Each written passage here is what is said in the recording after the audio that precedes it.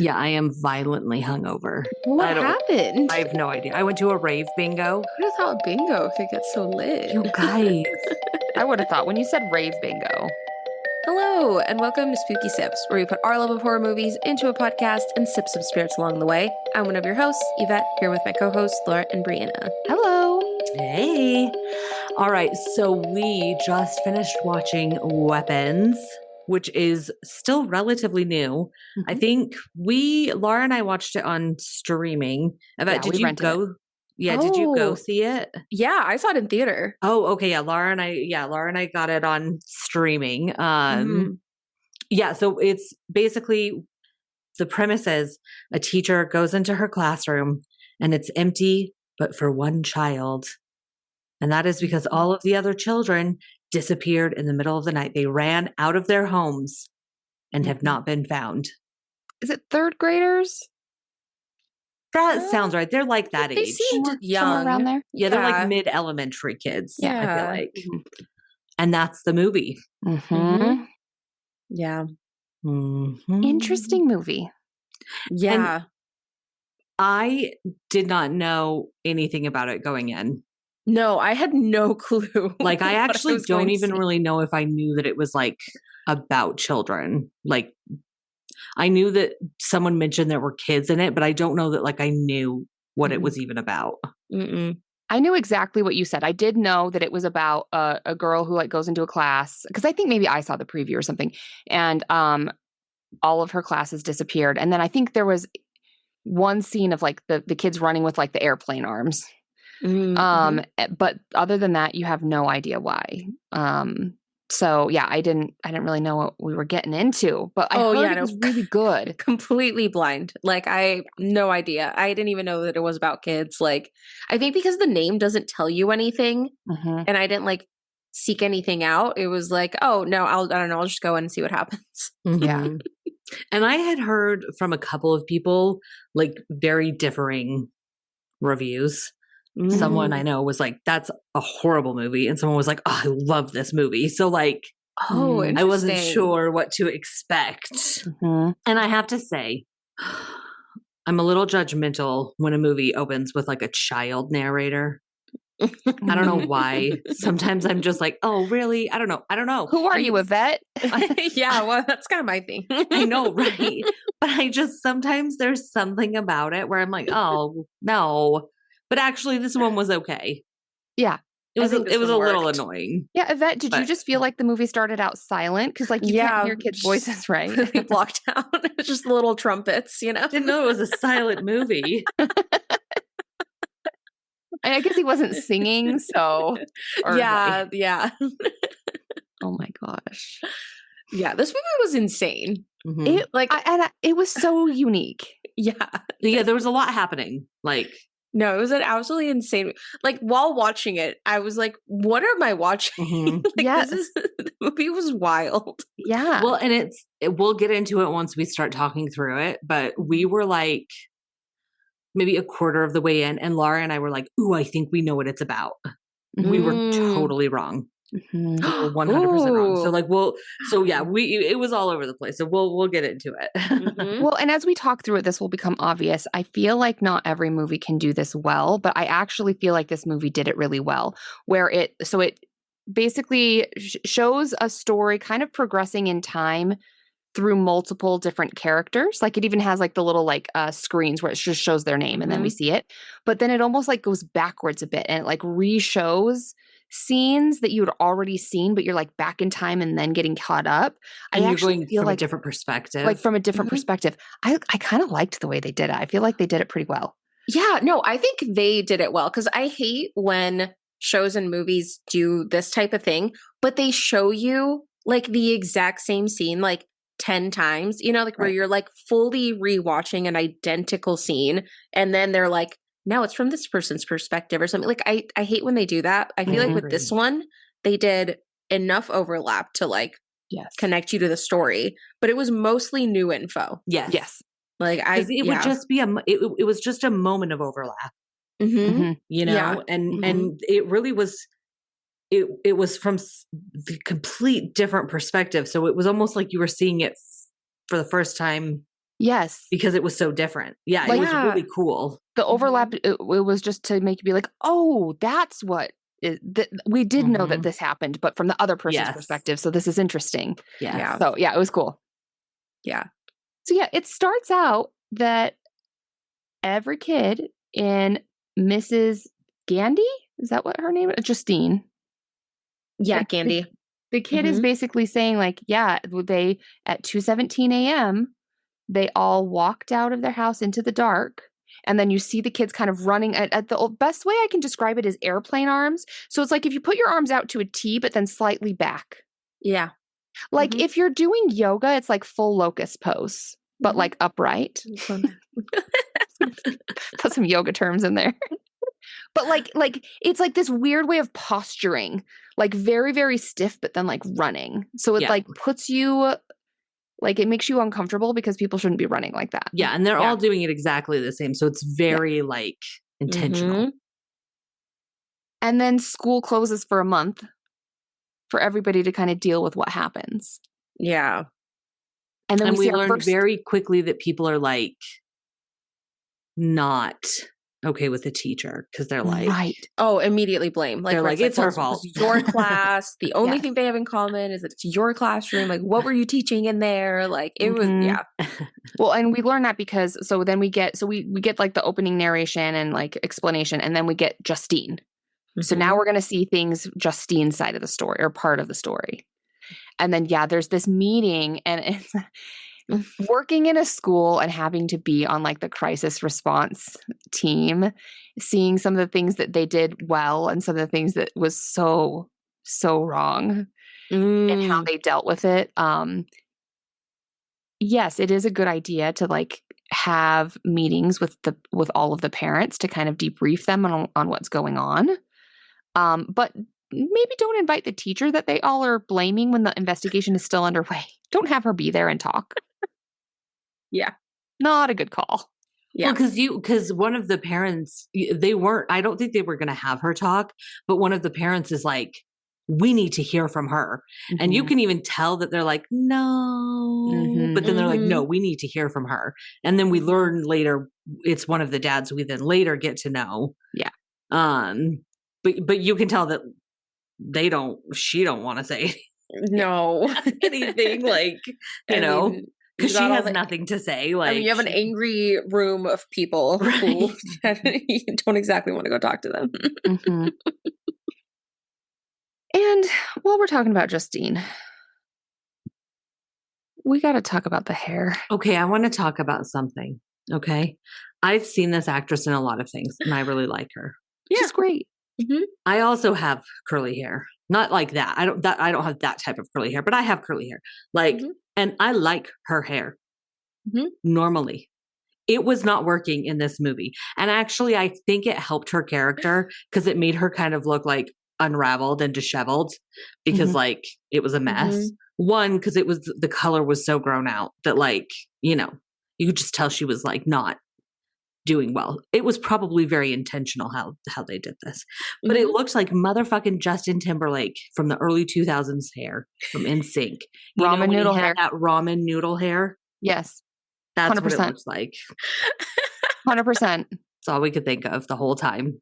That's why. Well, and we could probably just talk about it now because we also learned that Justine has a problem with alcohol, and so her drink of choice is vodka soda with lime. So that's what we're going to do for our drink tonight is vodka soda with lime. I think you get bonus points if you put it like in a big gulp or like in a cup that comes from a convenience store. Oh my God. Yeah, because she does that a lot. But we're going to do something unique this episode. We suggest you pair your vodka soda with a bowl of ramen.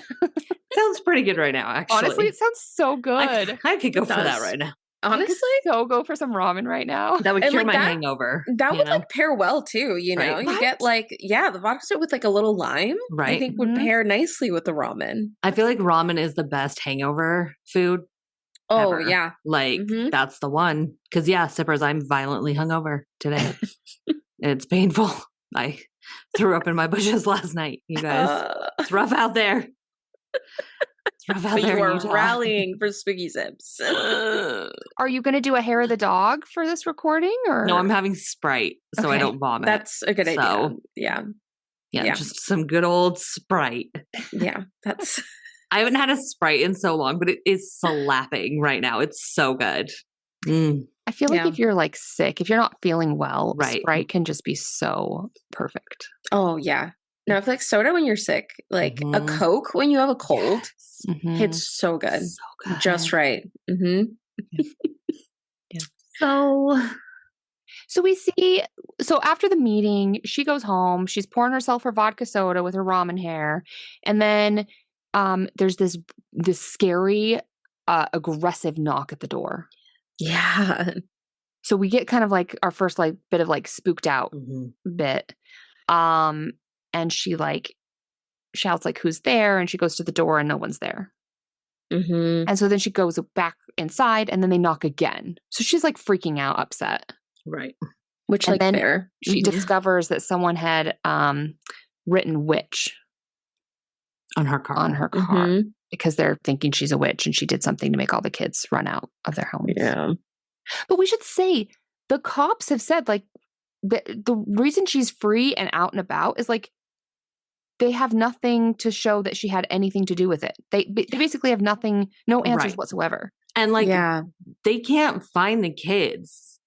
Like she doesn't have them in her home. She's not going somewhere. Like they have found no link to her at all. So and they have like Ring camera and like other security camera footage of like the kids just walking out on their own. Yeah. So it's like, well, no, like we don't know where they are, but we have footage showing that they just got out on their own. Like, yeah. Mm-hmm.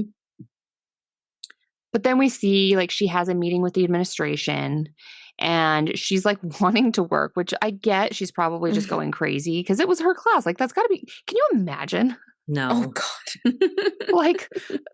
or even like at a job, just going into your job and everyone except one person is gone. Like gone. Right. What? And then you just have to go sit at home on leave. Yeah. And you can't talk to the one other person. Right. Which honestly is fair. No, I mean, it makes sense. Well, no, but that would drive me insane. But it's like, yeah. Like, I get it. Like, I actually completely understand her trying to like talk to the kid. Because like, I'm not saying it's right, but I get it. Right. Yeah. Yeah. But so like he tells her, you know, you're on leave, you cannot work. And he also is talking about it's not just this, like you have a history of overstepping boundaries with students. Yeah. Like you give them hugs. And she drove a student home once. Yeah. Because they didn't get picked up. So she drove the kid home because they live near each other. It is a very weird relationship dynamic you have to have in schools where you spend so much time with the students, but like you have to make sure they realize and you respect that like they're not your friends, they're not your kids, they're not your friends' kids. Well, and also when it's, I mean, we get the feeling this is a smaller town and maybe she's also lived in other smaller places because that also would be hard. Because like she probably drove the kid home because she has lived next to this kid since the kid's been there. And like, you know, I think the boundaries get a little more blurred when it's a small town vibe. Right. Yeah, for sure. Yeah. So she does. Yeah, I know the timeline it will be hard because we don't have to go through everyone's timeline necessarily. Yeah. Oh no, just the important parts. But so it is. Yeah. She does try to go to the kid's house, right? Is this somewhere around here? I think she follows him home. At some point she does. Oh yeah. Because so I think at first she goes to the bar and she meets with this man. Who we learn later is a cop. And like she's like getting drunk and she's like encouraging him to have one little drink with her. And you can tell he's like, no. And you can tell they have a past. Like, you know, you could tell immediately they used to be together. Like you just get that vibe real quick. Yeah. But you can tell she's like, well, just one little drink. And she's like, how's your girlfriend? And he's like, we broke up. or she doesn't say girlfriend. She says the name of a woman. Right. Oh, yes. Yeah. How and like, I don't know. I just immediately got the vibe that like, of course, she's kind of the toxic one. Oh, 100%. Like, I was like, oh God. Like, no, I 100% got that. That's the thing. I feel like for me, like, I'm like, I think she was a good teacher and cared about her students, but I think she's kind of not a mess. well. No, like, yeah, she needs bad, makes kind of bad choices. She's struggling with her own self and life. Yeah. For sure. So then we like see him like waking up in her bed. Like they had clearly hooked up. Oh, yeah. Hungover. Mm-hmm. Like Brianna. Yeah. It's uncanny, you guys. That was me this morning. But yeah, so then she's told not, so the little boy that's left in the class, his name is Alex. She's told to stay away from him. Because she even asked, like, I think she asked the cop or the principal or whatever, I just want to talk to him. They're like, no, you have to stay away from him. But she kind of is stalking him.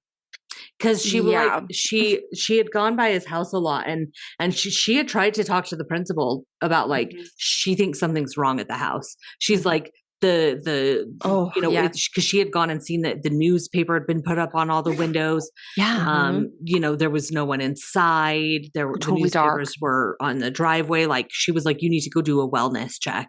Yeah, something is wrong. Yeah, she was trying to get people to go check. On the kid. Yep. And then like, so, she's having this terrible day. She can't, work. She sees that Alex's house is a mess. And after the situation with the cop, and then she goes to the liquor store to get like a refill of vodka. And this part surprised me. She just gets attacked by the cop's girlfriend. That was amazing. Just violently like beat up in the middle of the liquor store. That was my favorite. Just like immediately charged. I was like, what is this movie? Because it was at this point that I was like, is this a horror movie? Like because it's been a little bit into it, and I'm like, what are we watching? Because it was like horror, mystery, yes, comedy. I was just like, there's a lot of buildup, and I don't know what's happening. Because so far, like, we haven't actually seen anything about the actual mystery of the kids. We just know that it's happened. Yeah. And there's all this backstory happening. Okay. I'm like, what are we watching? Although I will say, and like part of it, like watching in a theater, like I watched it like a completely full theater too. The one scene that I remember people you could hear the tension in the crowd was when she followed Alex home and was just watching the house and she fell asleep and we see the door opens and someone comes and then you hear the car door open and you realize someone's in there. Like everyone like in the crowd, it was just the like, oh God, no. Oh God, what's happening? Like it was I agree. You could hear it. Like the entire movie theater was like, oh God, what's going to happen? See, that's the one reason why like horror movies are really good in theaters. Yeah. Like this one got like big reactions and myself included. There was a jump scare where I was like, oh my God. Yeah. I screamed once. I forget when it was, but yeah. I think we both did. Yeah. Mm-hmm.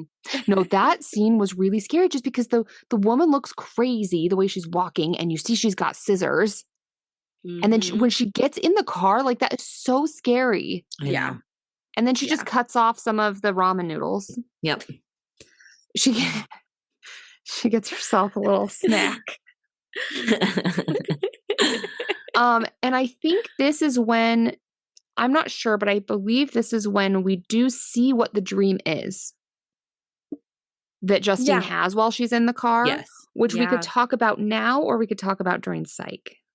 Oh, I guess like there are a couple dreams in this movie. There are right? two dreams that let's just talk about them in Lifetime. Like tell us what it was, and you can even just talk about it right now. So the dream that she has, like when she's in the car before she gets, before we see like the hair cutting. So her dream is that she's walking through the school at night. Like it's kind of empty. She's walking down the hall of the school at night. And then she gets into the classroom and it's not empty. All of the kids are there, but their heads are just down on the desk. They're not moving.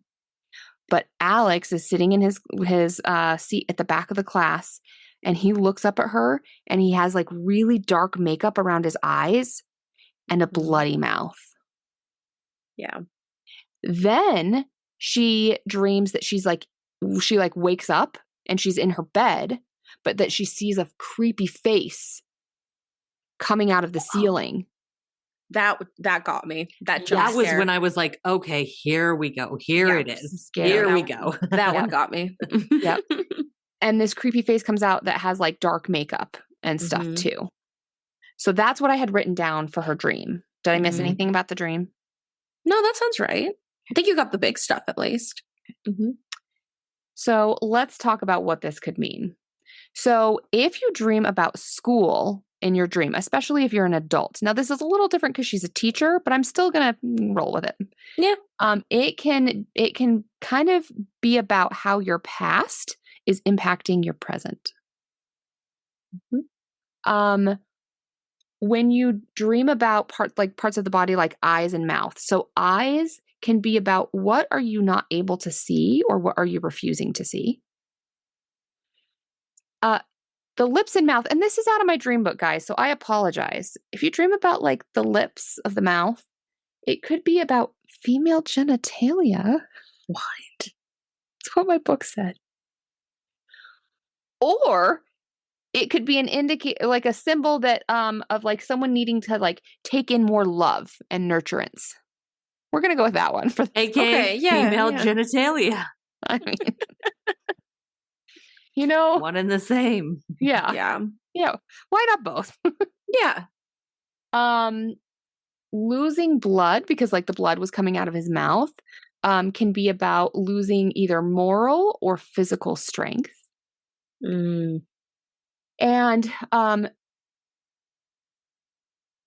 if you have like dreams about like face, like makeup on the face, it can be about like how do you present yourself to the world or how do you wish to be seen? And so if you have a heavy amount of makeup on the face, like the face coming out of the wall or even Alex himself, it can be it can symbolize inhibitions that we're reluctant to face. So what part of you are you trying to hide?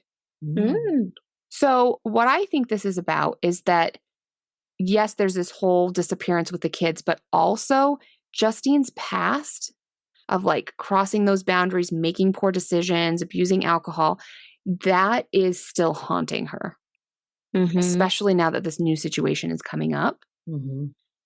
I think she's also, though, perceiving that the town and the investigators, they are struggling to see that Alex, like the reality that Alex is in need of that love and nourishment and that he's hiding something. Interesting. Even though he is a victim himself, the town is refusing to see that like there's something beneath that surface, that there's something being hidden. So, and that he's kind of losing his strength. Okay. And like physical and probably moral strength. Yeah. He's hiding that, but he's like starting to lose it. So she's somehow like, she knows. Right. He knows that there's more going on and that he needs more help and nurturing. Yeah. Interesting. So that's what the dream means. And it kind of works. It does. I think it does. Yeah. Okay. So next is Archer. Yeah. But before that, I think it was before we went to the next person that you and I had our hypothesis about what it could be, right? Oh, yeah. I want to know what you guys thought it was. Okay. So, yeah, it was before it went to anyone else that we were like, oh, I wonder if it's about a school shooting. Oh, yeah. I mean. Well, no, because like we were like, I wonder if it's that like there could be a lot of various things, but it's kids in a school and all but one disappear from the classroom. But I was like, I was trying to think through how they would handle that. And there were some things that I was like, well, that wouldn't make sense. So we weren't sure, but that was our first hypothesis. Yeah. I mean, and it might have actually been after like Archer's because of his dream. Because of his dream where there was like a big assault rifle above the house. Right. That was exactly why. But then we were like, maybe this is which like is kind of like, how can we not think that? Well, I mean, again, just because it didn't happen in the movie, like I think that's very much so what this movie was about. Right. Well, right. You know? Right. Yes. Like, I agree. Like just because it didn't happen in the movie, I think it's Yes, I agree. what they were representing. A message agree. about that. Yeah. That's what I think. Yeah. But I thought it was also actually like, Oh, like that, like it was going to happen or have had like I happened thought in the it was movie like or something. maybe they were all living in like in Oh. a nightmare after. And this was Oh, like how they were coping interesting. with the reality of it. Mhm. You know, like and she was like going to wake up in a psych ward or something, you know, something like that. Like, Oh, yeah. Yeah. yeah, Or like More a like premonition. literally about Yes. it. Yeah. Yeah. Mhm. right, right. Mhm. Yeah. Mhm. Yeah, yeah. But yes, you're right, Archer, because he's the dad. Yeah. Yeah, he's the dad of one of the boys that disappears. And Mhm. we see in one of the perspective ones that he was the one at the parent meeting Mhm. that was one like, of the very angry we need to people. hear from her. Yeah. And I forget where in the movie we see this, but at some point there's some like flashback too, and we see that his kid. This is another reason why we thought, you know, this school shooting like was kind of a bully Yes. to Oh, yeah. Alex, the kid that is the Yes. one kid left in the class. Yeah. Mhm. But yeah, like we see that he's watching footage of his son running, like ring camera footage of his son running out of the house, and he's like trying to analyze it. Yeah, he has Yeah. like plans, like city plans. He's trying to like Mhm. get other people's footage. He's trying to like figure out. Mhm. I mean, yeah, it's like, What's well, going no on. one knows where they are. So I think that was a good idea, right? The neighborhood map, like, okay, well, he ran that way. What's that way? Like, Mhm. Right. yeah. Right. I liked that they did the security camera footage because like it felt like a movie that actually took place today. I agree. You know, so many horror movies, it's like they have to put them at a time like either earlier or at a time where like it's unclear what year it's taking place. Like this movie took place during right now. Like Yes. it made and it used that technology to be a part of the movie. It didn't just like ignore it. I Yep. agree. Because No, I we really like don't that too. get that very Mhm. often. Yeah. You can see like he's like the dad is like messing up at work because he's like just grilling the cops about what's going on and trying to figure out like it's kind of taking over his life. Totally. Mhm. And one of the things that's important about like him messing up at work, because he does like building houses, Mhm. like he Yeah. oversees that or something. Mhm. But he had messed up on ordering the wrong color paint for a door, and so he had this excess red paint in his truck, which we then see and realize he's the one that wrote "witch" on Justine's car with that paint. Mhm. Mhm. So like it's all like then you like You start You're seeing how starting to all their see the- stories are interwoven. they're interwoven. Yep, exactly. Yeah. And then we see his dream. Mhm. Yeah. Here we go. Yeah. Okay, so in his dream, he wakes up and he sees himself.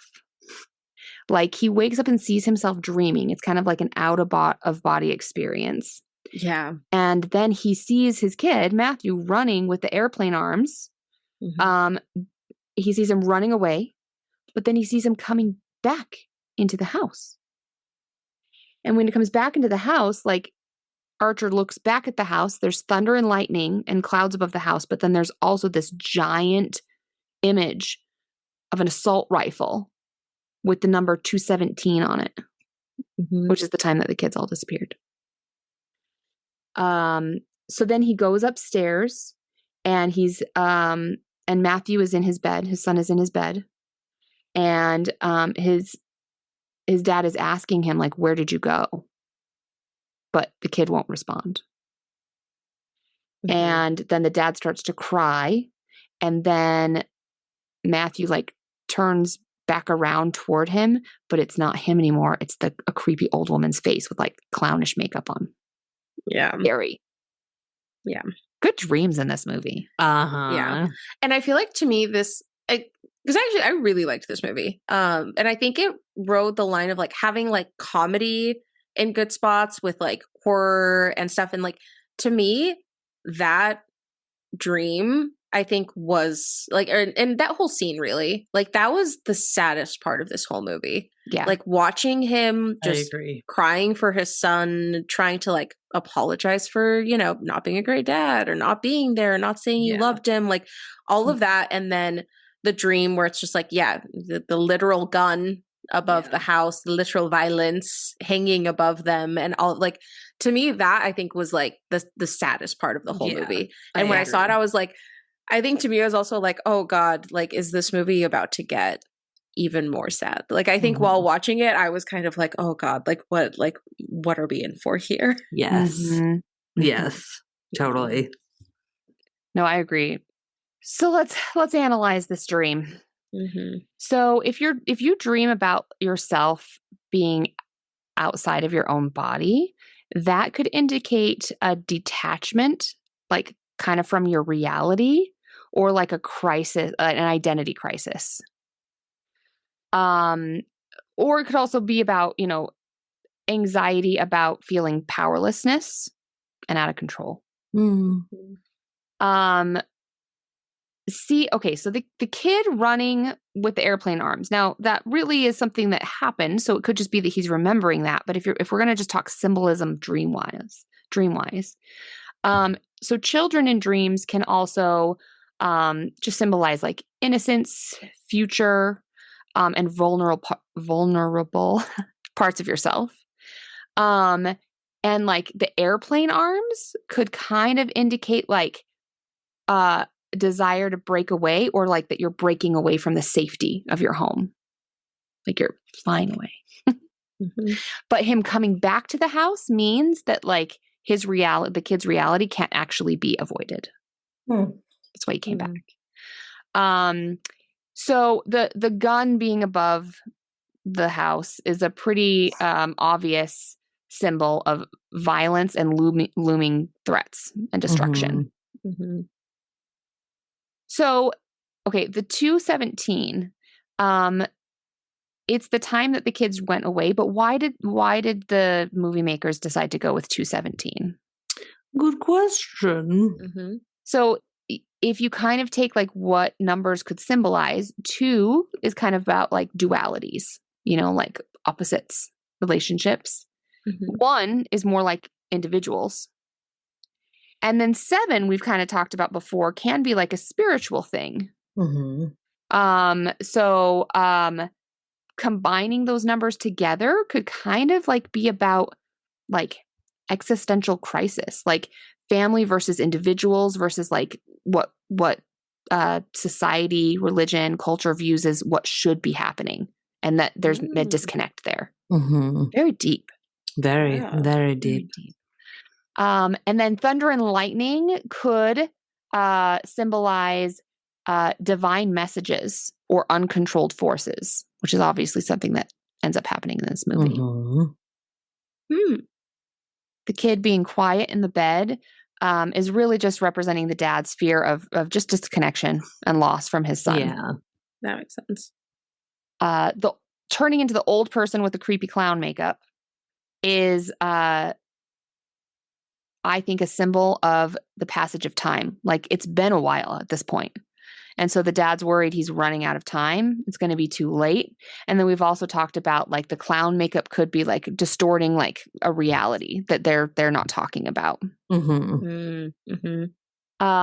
So really what I think this is meaning is that the dad is obviously worried about the kid being gone for so long, and that he's also confronting his own inability to like control the situation, or to have loved his kid enough. So he's like blaming himself for it. And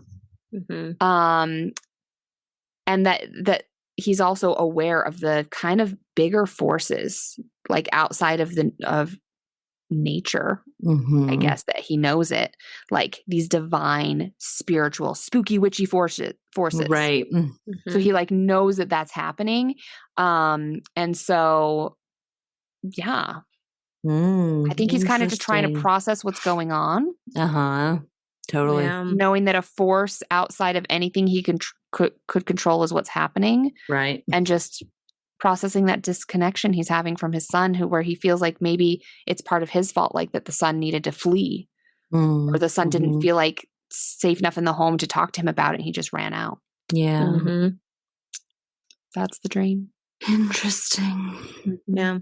That seems like a good analysis. I think that like fits. Yeah. Yeah. I really would love to know if like when there is going to be a dream in the movie, if like they check something like a dream analysis thing. Right. Because like pretty much every time it fits the movie. Or like at least loosely, or like at least like there's it always kind of works when we do the dream analysis that you can tie it into the movie. And even like with the time, like they chose the time for a reason. Right. It may not be the reason you said, but there is a reason. They don't, I mean, even if it was random, they would have done research behind the final chosen time to make sure it was like Exactly. right. So Exactly. Yeah. Yep. And I mean, like analyzing dreams too, it's not necessarily about like what like a book says that it probably means. It's more like how do you interpret what the book is saying it means? Because For like sure. there's parts of like the interpretation where I was like, that doesn't apply. We're gonna do the other explanation for lips. Yeah. You know, so like things like that, like you can kind of, but it's up about how you interpret it, what you make it mean for you, which is kind of cool. So yeah, so Archer, back to Archer, he's like trying to figure out the patterns. But then he is like going to confront Justine. We have to talk about what happens when he goes to confront Justine. Is that at the gas station? That's at the gas station. Okay, yes, because he is like, I think he realizes where there's like an intersection or something, right? Where like the kids were running, and he like starts driving that direction, but then he sees the witch on the car pull into a gas station, so he like turns in to like confront her. And it's like as he's like screaming at her, something else happens. Yeah, they're getting in a fight. They're like in a verbal argument. Yeah. And we see the principal who we had met earlier, but his face is like it's bloody. like how he is in the dream, it's like how the kid's face was with the black like it's like black tar mouth. Yeah. And like bloodied eyes and like just insane. And he's also doing the airplane arms. Yep. And just running at full speed to Justine. Yeah. Immediately charged. And just like takes her down. And he's just strangling her, just attacking her. Yeah, just like full, like, I'm going to kill you strangling. And he's like, he's gone behind the eyes. Like, he's not in there. No, yeah. He's just like, it's him, but it's not. Right. You know? And then the dad, Archer. What's his name? Archer. Okay, not Archie. Archer. Yeah, Archie. His friends call him Archie. Right. He tackles the principal to get him off of Justine. Yeah. Yep. So. Yep. But like he's just relentless. I mean, Justine runs into the gas station, like the convenience store, like, and it just immediately like runs in after her. Like he is not giving up. No. And at this point, I'm like, is this movie about zombies? Like what is happening? Yeah. Like, so I'm again, it's such it's like he's programmed to her. Yes. Like he's not just trying to kill anyone. No, he just he doesn't even see anyone else. It's just her. Yeah. Wild. But then it cuts to Paul. We end up coming back to the scene with the principal. Yes, but then it cuts to Paul, who's the cop. And like we don't have to go through all of his scenes, but like we kind of get the vibe that like, you know, he's a cop. And we quickly learned that, like, him and Justine used to date. But now he's dating this new girl. I don't remember her name. I think they're married because they're trying for a kid. Yeah. I don't know if he officially like says his wife, but they're together. Like, and we learn that his father-in-law is the captain. And he doesn't like him. And we just kind of get the feeling that he's just kind of like trying, but he's just kind of a fuck up. Like he's a fuck up, for sure. And his sweet girl is trying so hard. You know, they're on the phone at one point, and she's like, "Okay, are you gonna go to a meeting?" Like, oh my god, yeah. And he's just being an asshole. Like, and so we get the vibe that like he's not a great person either. No, right? No, so, you know, we quickly learn his like, who he is. And one of the biggest pieces of evidence is what happens with the kid. Oh my god, you guys, it's wild. Yeah. So he's after, you know, that awkward interaction where we see that his father-in-law clearly doesn't like him. He goes and he's doing his job and he sees some kid like in an alley, and the kid's like clearly trying to like break in to a store or something. Yeah. Paul goes to chase him. And he's just in his car chasing the kid. He finally catches up to the kid and he like tackles the kid and is like,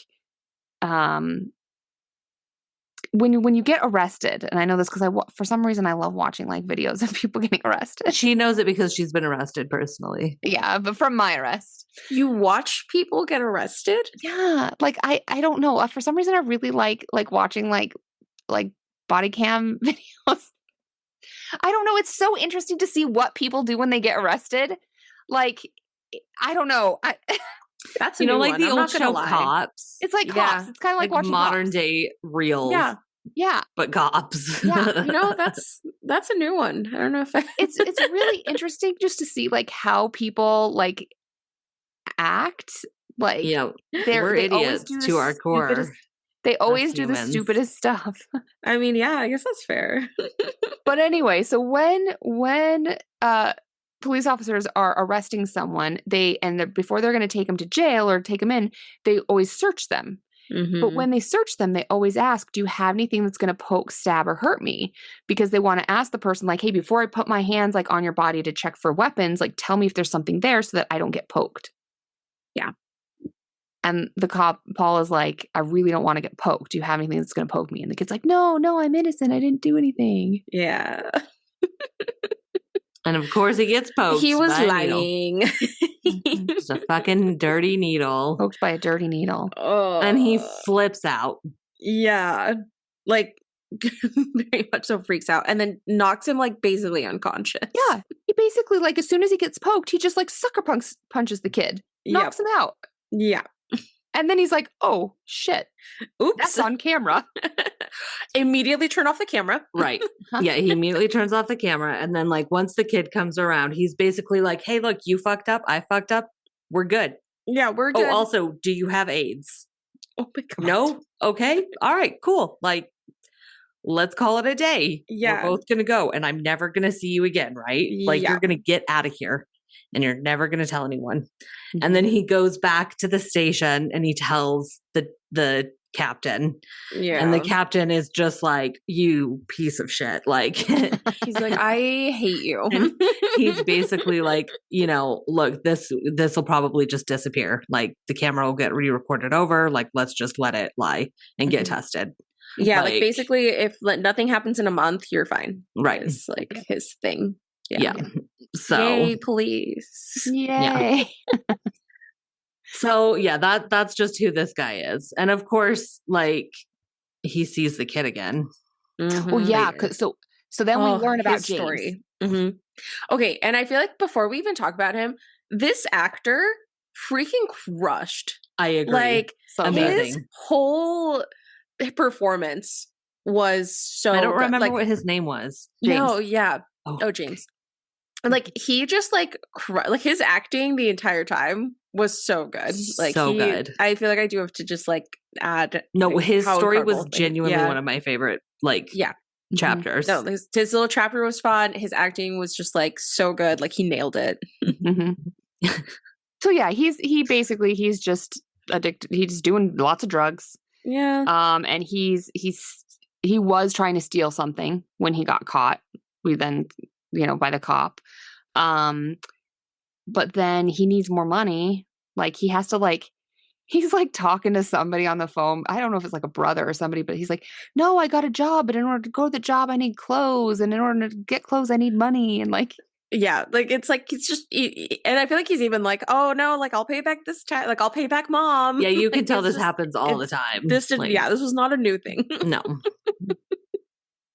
But then he happens upon Alex's house and he notices all of the newspapers that have gathered up in the driveway. Because it starts raining on him, I think. Yeah, so it's he's like just trying to, like, raining. get inside. Right. Yeah, oh, see, I was thinking he realized no one's been here for a while, so I can steal from them. Yeah, that's also that. Yes, and I think he thought this is the perfect opportunity. I can go inside, dry off, and steal from this. No one's here. Like, I can just go put up shop here. Like, yeah. Yep. So he gets in the house and it's silent and it's dark and he's kind of just like casing the joint, seeing what's there. And then he goes into the living room. And the parents are there. Alex's parents are there. Yep, Just sitting there. just sitting down. Totally catatonic. Not moving. Yeah. And they look like, They look dead. at first you're like, are they dead? Like, yeah, they don't Yeah. look really alive, but and they at first are. he's like, oh God, I'm so sorry. Like, but then like kind of realizes that they're not Right. moving or talking. Or So seem he just to really continues be there. to steal right To in front of case him. the joint. Yep. I'm sorry, but if you realize that someone is in the home where you're stealing from, even if they're not moving, even if they're not doing anything, wouldn't you just GTFO right Not at that if you're point? not if you're he like was that desperate. guy. Yeah, he was No. desperate. It's still a good opportunity for him, I Mhm. think. Oh man. Oh, and we should say the parents had like all these weird like dotted marks all over their face. Yes. Mhm. He saw them. Yeah. But then he hears like a whisper from the Mhm. basement. So he Yeah. decides to go down into the basement. We've said on this podcast before, we'll say it again. Never go in a basement. Don't go in the No, basement. no. I'm in a basement right now. I'm So in is a basement right now. Well, you know. Don't go into an unknown basement. And we just like immediately see them. We see the kids. They're standing there. They're all spaced out and they are also Yeah. like catatonic. Mhm. Yeah. But we just see them and we're like, oh, holy shit, that's the kids. Yeah. Mhm. And they're just standing there. Same It's so thing. weird. Yeah. And he like kind of backs up and And then we get like a great scene because he's obviously like freaked out and backing up. But then in the background, you can see the couch and you realize they're not there. they're not there. Mhm. Yeah. So the parents are in fact alive again, Mhm. and then just go full attack on the guy. Yes. Poor James. I know, right? He was just trying to steal, you know? No. What's a kid to do? But yeah, he gets out. Like he does. escapes. And then he like I'm trying to remember like He goes to the pawn The shop. pawn shop. the pawn shop. That's where Yeah. he goes first. Because he had tried to pawn like a child's iPad that he has stolen before, and he was like, "Yeah, no, we're not taking that." Right. So he came back with his new, his new stuff from the house. Yep. And when he's there, he sees a poster for Mhm. the like 25,000, 50,000. I forget how much. Yeah, I think For it was reward. 50. Yeah. Yeah, for the reward. Because it was like 17 kids, I think, or something Yeah. like that. Yeah. And so he calls to ask about it, right? Like Yeah. And I like forget his like series of questions, but like they were so funny. Like it was just like him just trying to be like, okay, like, but like where would I get the money? Because like I don't want to go to the police station. You know, like I don't have good experiences with them. like, could you meet me? Could you meet me somewhere? Like his line of questioning. Yeah. Like, how do I make sure I'm actually going to get the money? Like, how would you Yeah, get that to right. me? Like, it's so funny. It's such a way like a young, like, kid Scammer. Just yeah, amazing. thinking about yeah. drugs would do it. But then when he's on the phone, we see one of those perspective things where we see a moment that overlapped because Paul sees him Mm-hmm. Oh yeah. and freaks out and gets in his police car and chases him. Because he had told him, I never Like, I want to don't see you ever in want this to town see you again. again. Right. Yeah. Mm-hmm. And so, yeah. And so now the chase ensues. Mhm. Yeah. And we see that James had been staying in like a camp, Mhm. like in the woods. And he had like a tent that he was staying in. And oh my God, you guys, this part. Oh, so James like goes in. But at this point, he was high again because he got money at the pawn shop. So Mhm. he had gotten high right before the chase happened. And Yeah. we had even like, I think he even like saw the creepy clown faced woman. I think he Yeah. had. So I think Yeah. that was part of Like, like he probably was because he was high. freaking out. Yes, because he like outran the cop, kind of being like, "Oh, I got it," and then he like looked over, and I think that's when he sees the clown. So Yes. it's just like, "Oh God, new problem." Yep. So So he, he's like, losing runs- it. So he runs going. into his tent. No, But then but this- I love it so much because he runs into the tent and then like zips it shut. I know. It's just like, yep, nope. If That'll do it. As long as you zip it shut. That'll do the trick. Like when you're camping and you hear something, it's like, nope, I'm just gonna. And this stupid cop that was apparently born yesterday just like charges the tent. Yeah. No, like he doesn't say anything. He just like goes in. Starts opening. James like is holding like a handful of needles and just stabs his face, you guys. Because he didn't see who it was. He thought it was the creepy clown and the cop didn't like identify. He didn't say it, he just ran in there. Stabs him in the face. Immediately. Right in the cheek. Face. Oh. I can't. These two. Oh. The comedy show of the movie. I loved it. So funny. Yeah. So he's like freaking out. And this is when James is like, no, like, I know where those kids are. Yeah. Stop. Don't hurt me. Don't take me to jail. Like hang on. Like, hang on. I'm going to save all the problems. Like, I know. Yes. So, and I think he convinces him, like, I'll show you because it's close by. You know? Yeah. So he convinces him. And go. He's still doing the thing in the back of the car. He's like, hey, how do I know you're not just going to take the reward money for yourself? I love that. So then Paul leaves James in the car because he's like, no, you stay here, kid. I'm going to go investigate the house. Yeah. So he just leaves him in the cop car. And he goes. And he's like, house. It's a cop car. So he's in the back. So he's like locked he can't get out. Like he's has like the bars to get to the front trapped seat. in there. Like he's trapped. Mm-hmm. And then the next thing we see, spend some time. But then Paul the cop is walking out of the house, but he's like angry. Like he's walking with like a purpose, like an angry purpose. Yep. And then we just see him dragging James back into the house. Mm-hmm. So something's changed with Paul. Yep. And then we see Marcus. Which one's Marcus? The principal. Oh, yes. Mm-hmm. We're getting close. We're getting close. We're getting close. So we see Marcus, and then again, I just had some issues just working in a school system. The way he was talking about that he needed to go and interview the parents because he's a mandated reporter and blah, blah. That is not how mandated reporting works. No, he needed to call Department of Child and Family Services. They are the ones to investigate. You, as a principal or a school employee, are not the ones that go to a house to see if there's something amiss. That is not how mandated reporting works. That's the end of my rant. Well, no, but for a movie, I know. It has to be him. Yeah. Well, and I feel like in the movie too, like, I mean, I feel like he was like, I don't want to report. Right. So I feel like he was trying to even be like, just come talk to me so I don't have to like get anyone else involved. Right. Yeah. Like we've all been through not correct, but that was, I think, what they were going for. Yeah. And you got to do it for the plot. He's basically like, we need to make sure that Alex is okay because of all this crap that just happened. So we need to talk to his parents. Yeah, which kind of seems like something they should have done, you know? Right, the cops probably. Yeah, like someone. Which I think they did early on, but then it's been some time. Well, and then when we'll see later on that they did talk to someone. Yeah, they did. Yes. Mm-hmm. Well, and so then we see that he's got an appointment. His 2:00 appointment is with Gladys. Yep. Gladys is Alex's aunt.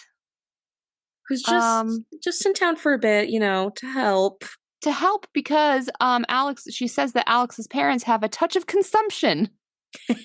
Just a little consumption. So they can't come to the school to meet with the principal because they have a touch of the consumption. You know? Like consumption? Yeah. Because that's still a thing that happens. Yeah. In the, year of our Lord 2025. But we just get such a weird vibe from her. Oh, she's so weird. Oh, yeah. Physically, mentally, emotionally. Like, all the things. All the things. Because then he's saying like, okay, well, I'm going to have to talk to one of the parents. Like, it's great that you're talking to me, you're helping out, but I'm going to have to come by or talk to them or else I'm going to get DCFS involved. Right. Yeah. And I think she had mentioned something. Doesn't she say one of them like had a stroke or something? Yeah. And so like you have to come to the house. Like, okay, but you have to come to the house. Or something like that, right? Yeah. So then we see the principal back at home. And you guys, it's so cute. They have their little matching outfits on, him and his husband. They have these matching t-shirts. Yes. And they just have their little cute, like little food. Yeah, just like their little like TV tray. It was a little tray of hot dogs. It was like a little hot dog tray. Like it was just so cute. It was this platter of hot dogs that he's carrying out to his husband and their cute matching shirts on their TV tray. And they're going to have just like a cute little, they're watching some show. But the doorbell rings. Before they can keep being cute. Yeah. And it's Gladys. Yeah. And like, again, back to the horror movie. Like, what are you doing? Like, she's clearly being weird. Don't let her in. And Marcus doesn't want to let her in. But the husband is like, oh, well, because she makes up something about the bus. And she took so long to get here. And she just needs a minute. Like, she just needs, she needs water. Yeah. Could you just give me some water? Like, so the husband is like, of course. Like, ugh. No. But she doesn't want water from a glass. He tries to give her water from a glass. She's like, no, thank you. Oh, a bowl. I would like a bowl of water. Like at that point, you should have been like, get the fuck out of my house. Yeah.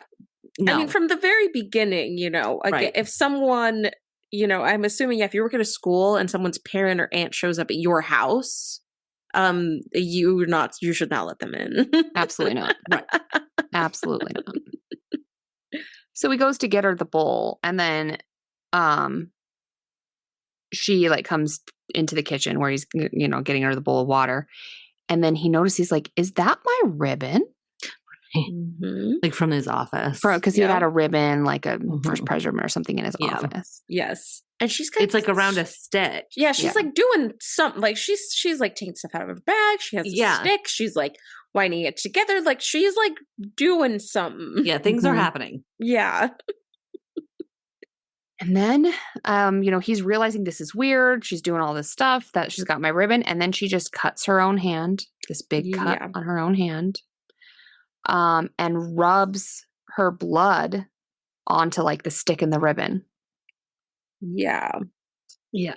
And then I don't know if she asked for scissors or had her own scissors. Had them. But then all of a sudden, she cuts the husband's hair. Yep. Oh yeah, she just like I think she just like walks over. Like I think she just had scissors, and because like he came into the room to be like, "What's up?" and she just goes up to him and just cuts his hair. Yeah, yeah, and wrapped it around the stick, the bloody stick, and she's got a little bell. Yep, like snaps the stick, and it's so sad. So, because Marcus, I did not watch. As you guys should know by now, if it looks gory or I even suspect it's going to be gory, I am watching it with a popcorn bucket in front of my face, and that's how I watched this scene. So I'll let you guys describe what happened. I'm so glad you didn't, because this is one of the most gory scenes I've ever seen. Like, it was mine comes later. Oh yeah. Well, so first what he does, he spews the tar, like the principal. Yeah, not the husband. So the principal spews tar.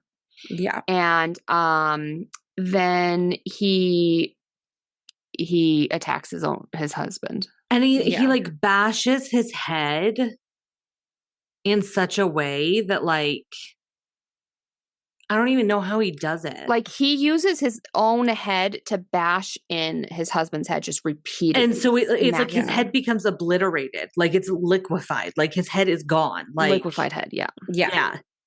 I did not watch. It's very similar to kind of like the smashed heads that we saw in Midsummer. Yes. Oh, okay. Yeah. Yes. But that's why then when we see him charging at Justine later and he's got all this blood on his head. All over his face. And his eyes are all bugged out. That's from him bashing his own head to kill his husband. It was so sad. Yeah. Because they were so cute. Yeah. Ooh. Yeah, I didn't watch it. I could infer what was happening. But then we see that she then wraps Justine's hair where she had cut off in the car earlier.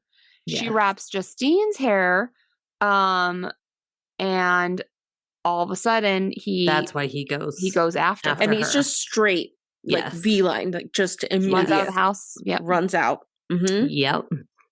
Yeah.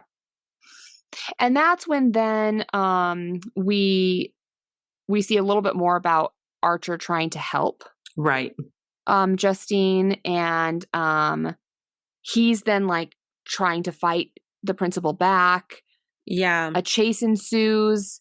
Oh yeah, that's where we get the chase. Yeah, so then there's a chase that happens, and it ends up being, let me know if I'm missing something out, but like it ends up being that the principal gets hit by a car and dies. Yes. While the conflict with Archer is happening. Yes. Yeah. So that's the only reason why he's done chasing Justine for the rest of the movie. Right. Yeah. Because he's gone. Yeah. Yeah. But so then you can tell that Archer's having a change of heart with Justine, because he then confides in her like, he's been weaponized. Yeah. Yeah. Because he recognizes the run. He was like, before he attacked, I recognized that's the way the that he same was run. charging at you. And then I think the last kind of like screen we see with a person's name is Alex. Yeah, I think so. We finally get to Alex. Yeah. And I just have to say, like, this last part is just so fucking sad. Like, I was like crying. Yeah. It's so sad. Because it's like, this is a sad movie. Yeah. It really like is. they put in enough Bad. comedy to make it palatable. Right. You know, like, but at the end, like, yeah. And I will say, I think sad horror is like probably my favorite. Like, I fucking love sad horror, but this one was really sad. Like, this one got me. Yeah.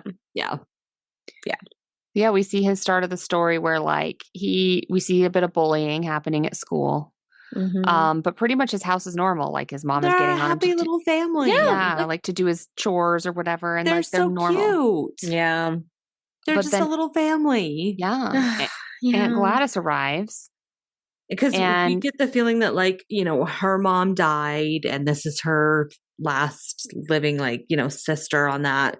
And that she's like, well, my mom would have taken her in. And we get that she's really, really sick. So the dad is telling Alex, like, she won't be here long, buddy. Like, basically, I think she's about to die is what she looked dead already. Right. I like, mean, it's okay. It won't be very long. And she has like this tree that she moves in. Yeah. It's weird and it's strange. So she's weird and she looks like literal death. Yeah, for sure. But you can tell that like Alex is scared of her. Yeah. Like he sneaks in and looks at her one night because he hadn't seen her yet. And that's when we see how terrible she looks. Like, so, but yeah. And then like the next day, his dad, who always picks him up from school, did not pick him up from school. Yeah.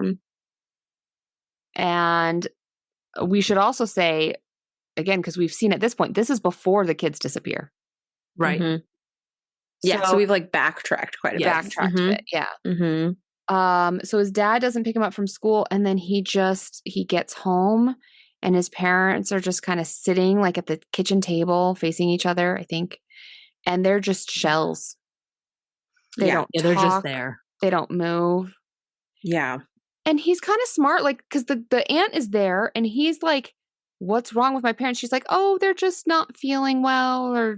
And she's a lot better. And she's better. Yeah. Her hair has color. It's a wig, but to a little kid, you may not know that. Like, but she looks a lot better. But yeah, like their eyes are all red and they're just and he's like, no, she's like, oh, it's fine. Go make yourself dinner or go to your or whatever. And so then he like throws water on his dad to like get a reaction, and his dad just doesn't move. So he's like, oh shit. Yeah. Like something's really up. Right. Yeah. But then this part is so upsetting because she's like bossing him around and he's like refusing to do it. Right. And like he's trying to kind of stand up to be like, no, like what's happening? Like, I don't even know you. What are you doing? Yeah. And so I don't know if she like snaps or what. She does something. And then all of a sudden the parents who are at the table pick up their forks and just start stabbing themselves all over the face. Ugh, That's where those marks came from that we saw later. Yeah. Because she's just basically making it clear, like, I will hurt your parents if you don't do what I want. And she says it. She's like, I can make them hurt themselves. I can make them hurt each other. I can make them hurt you. Like, it's a direct threat. And so, like, Alex just kind of becomes like her little, like, servant. Yeah. He has to do, like, you know, everything she says. And yeah. When he's like having to like take care of his parents. So like all he can do is like make soup because again, he's supposed to be like a third grader or something. right. So we get the scenes of like him just like getting like the canned soup and just like feeding it to his parents every night. Like just like being an adult in the way that like a child would think as an adult. Like it's yeah. Because he has to feed them and he has to feed that's later. But yeah. Yeah. Starting, he has to feed just his parents. And part of the threat is that he has to stay silent. He cannot tell anyone what's going on, or else she'll kill them or have them kill themselves. Well, and that was why when the teacher did try to come see him in the house, he got really mad. It was like, go away. Like, he just, you know. Yeah. And we see her doing some ritual with the tree. So, like, she's very witchy, very spooky, but not a good witch. No, not a good way. But then we see that she's like starting to get sick again. She looks terrible again. And so she tells him, like, in order to get better, I need something from each of your classmates that might help. Yeah. And you can tell he's like, so if you're better, then you'll leave. Like if I get you this and then you get better, you'll leave. You'll go. And then I can have my parents back. Like, so sad. Yeah. And she's like, yes, if I get better, I'll go back home. Yeah. So then he goes to school the next day and you can, like, Justine does notice that something's wrong with him. This is again what I think ties back to her dream, because like she did know, but she didn't really see it the way she should see it. Yeah. Because she tries to like just check in with him. He's like, hey, are you good? Seems like something's up. Like, you know, but he doesn't tell her. Right. And he takes each of their name tags. That's a really good way because they've each made their own name tag on their cubbies. So he takes that and he slides it under the door to give to Gladys. Yeah. And she does her little ritual thing. And I loved the creepy music as the kids were like leaving their houses and all running into the house, like Alex's house. It was so creepy. I know. Yeah. Yeah. Right at 2:17 a.m. They go step outside. She like steps outside and Alex follows. And you just see all the kids start running towards the house. And they're all just going inside. Well, and I think part of what's so eerie and creepy about it is that like they are just going out on their own. Like, well, yeah.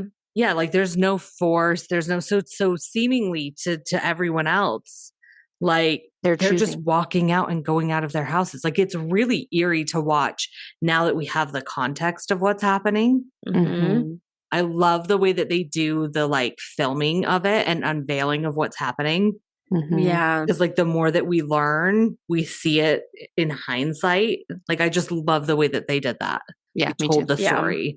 Yeah. Yeah. Like it goes down. Like, yeah. Yeah. Cause we see like a kind of a little montage for like the whole month that before like the main part of this movie starts. Like, he's just like feeding them all their soup. And like taking care of all of his like zombified classmates. Yeah. And like one question I had, like, is he also like putting diapers on them? I know. Like, I wondered about that too. I mean, because I think the idea is, he's taking care of all of them. Yeah. Yeah. It's just like just watching him feeding them and his parents. It's like, it's so sad because you're just thinking about like what he's going through and he's so alone in it. Because he's also carrying the weight of like all the parents that are panicked and how school's shut down and everyone's mad and sad and confused, and like he's holding all of that too. Mhm. Yeah. Yeah, because at the end of the day, because I do think that was an intentional choice, because I think at one point in the movie, in the script, they were gonna have what is it, Gladys, right? The aunt Mhm. steal like Valentine's Day cards or something from Alex's backpack. So it was going to be something that like she took in order to get all the Okay. kids, but they ended up changing it to him stealing the name tags. Yeah. So then it was like he was carrying the like he took an action that Mhm. caused this to happen. That makes it Mhm. heavier Yeah. Yeah. for sure. Yeah. But can you blame him? He's a little kid. He's trying to No, save you his can't. Well, parents. no, of course, but I think like that makes it I think, but it makes it, yeah. it makes it so much more complex because like you do Yeah. understand, you know how that would feel because you think if that was you, you would feel horrible Oh, guilt yeah. and Yeah. pain and burden. Like, I mean, so he it's was like, literally you get it. threatened to do it. Like, Right. I don't think Ugh. anyone is blaming Alex here. It's so, but you get why he feels that way, Yeah. Mhm. no matter if it's deserved or not. Like he's going to feel that way no matter what. Yeah, Mhm. exactly. Oh, so then it's just kind of like the final End throwdown, scenes, yeah. Yeah, I think that's, yeah. and Yeah, I think we get to the end. it's a blur. So yeah, so like after we see that the cop and I wrote the cop and druggie. Right. They're at James? the house. Yeah. James, yeah. Mhm. Then Gladys is like, we're leaving. Right. Yeah. Like, we're leaving, and like the parents are like standing up in the hall, and she's like, you can't cross the salt. Oh, yes. Yeah, there's salt Yes. lines. There's the these house. salt lines. And here's one question I had, because then Justine and Archer are coming to the house Mm-hmm. to like get him. Why didn't Gladys turn Justine into a weapon? Because she had her hair. Because she used it as the like target thing, right? Like, because we But, saw her like, take out the hair, right? She should have just used part of that. Like, I just feel like it was strange that she left Justine as a human. Like, she had something from her, whereas everyone else got turned into a weapon. Like, in fact, why Well, send because the principal to actually, kill her? no, here's why. Because she has no idea that she's alive. She should be dead. She thinks she's dead. The principal, for all intents and purposes, killed her. Like Gladys has no idea that Justine's alive. But Yeah. even then, why send the principal to kill her? Why not just turn her into a weapon? and Because bring I her think into your house? she wanted Justine gone. She was too much of a threat. Like Yeah. to even risk. as a lobotomized Mhm. weapon. Yeah, no, she was too, because to have others see her alive, like she just needed to be gone. So I think Yeah. Gladys thought Justine was out of the equation Yeah. because I he just should think have. if you want something done right, do it yourself. Right. If you can For turn her real. into a weapon, bring her in and make her kill herself. Well, it does do seem it that like way. because I mean we see kind of the whole like becoming a weapon thing. Like it does seem like it's a process, right? Right. Like we do see with the principal, like they have to be together. Like he doesn't spend any time with Gladys, so I think to her it was like, oh, I'll just have her be killed and then like we'll be Yeah. done. Like she doesn't right, really like spend maybe they have to direct actually be time, in proximity, right? Yeah. because the children were in Oh yeah, maybe they have to be with her, like Or actually with Gladys. Yeah, But the children weren't with her. that's true. They arrived there. They arrived after becoming, like, she turned them into the weapons to come to her house. Well, yeah, but it also felt like there were two stages. There were like violent weapons and then just like catatonic weapons. Yeah, that's true. You know, there was like maybe the zombie stages first and then the. Maybe. Yeah. I don't know. Mm-hmm. Yeah. Anyway, I just think if it were me and if I were Right. Gladys, I would just do it myself instead of sending the principal to do it. Yeah. Yeah, that's fair. Mm-hmm. So yeah. So, So they go to the house because I think at this point she Mhm. was like, okay, there's clearly something going on at this house. That's where we need to go. I think we get rid of the Right. cop and the druggie. Well, so yeah, they're so basically there.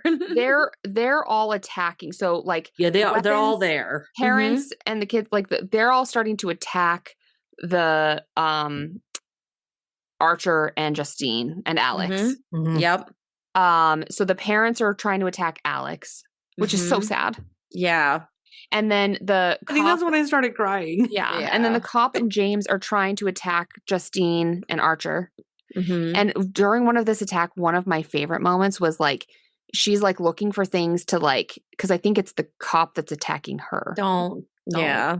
Yeah. She's like looking for things to like use as weapons, and they're in the kitchen of the house, and she veggie peeler to the cheek. Yes. She like slices the cheek. the cheek with a veggie peeler. All right, listen. Yeah. I love gore, and I will put up with a lot. I will not put up. I couldn't. I died in that scene. You guys. Yeah, it was pretty gross. No, I also looked away on that one. It was pretty gross. I couldn't handle that one. I couldn't handle. Like, I literally will watch someone be pulverized in a skull to skull action, but a veggie peeler is where it's off limits. That's too far for me. Just slicing cheek layers off. Yeah. Like potatoes. Like it's exactly like when you peel a potato and like the brown layer comes off and it's just like the white potato. And that was like the skin layer comes off and it's just like the muscle layer underneath. Yeah. Yeah. Listen, I'm nauseous enough. Okay. I know. That's why I'm saying it. Let's not add fuel to the hangover fire. Okay. Doing my best here. Okay, so at this point, yeah, everyone is attacking everyone who's not zombified. And then Right. Gladys gets control of Archer as well. Yes. So Archer is starting to attack Justine. Mm-hmm. And Alex is kind of like, okay, I'm gonna get creative here. I need to do something. And he crosses the salt, right, which is what makes his parents attack. But he gets to Gladys's room where she has the tree, and we see, the sticks that she's been using clearly come from this tree. Right. So I think at this point, having seen her do all of this enough, he's like, okay, I got this. I got this. We can do this. Yep. So he decides to use the stick and see if he can do the control thing himself. Yep. Mm-hmm. And so he's doing this little ritual. And he gets her hair, right, from like a brush or something. So because we do see that she has the red wig, but under her wig, she has these like gross little bits that come out. Yeah. And he went in her wig and he found one of her actual real hairs. Mm-hmm. Yep. Yeah. Smart kid. He does the ritual correct. Mm-hmm. He's in the bathroom. As his parents are trying to kill him, and they're breaking in through the door. Like they're almost there. Mm-hmm. But he then does the ritual, and she knows. Yeah. Once he snaps that twig or puts it in the water, whatever he does, Gladys knows. And we just get the most. Again, this whole movie really was just like unexpected thing after unexpected thing. This next scene was so insane to watch. Like it was the most insane thing I'd ever seen. So Gladys is like now realizing she's in danger. Right. And we get all 17 kids charging towards her. And we get a chase scene through the whole neighborhood. And when I say chase, it's like they are breaking windows. Like they're crashing through windows, storming through houses, yards. Like it's a long scene.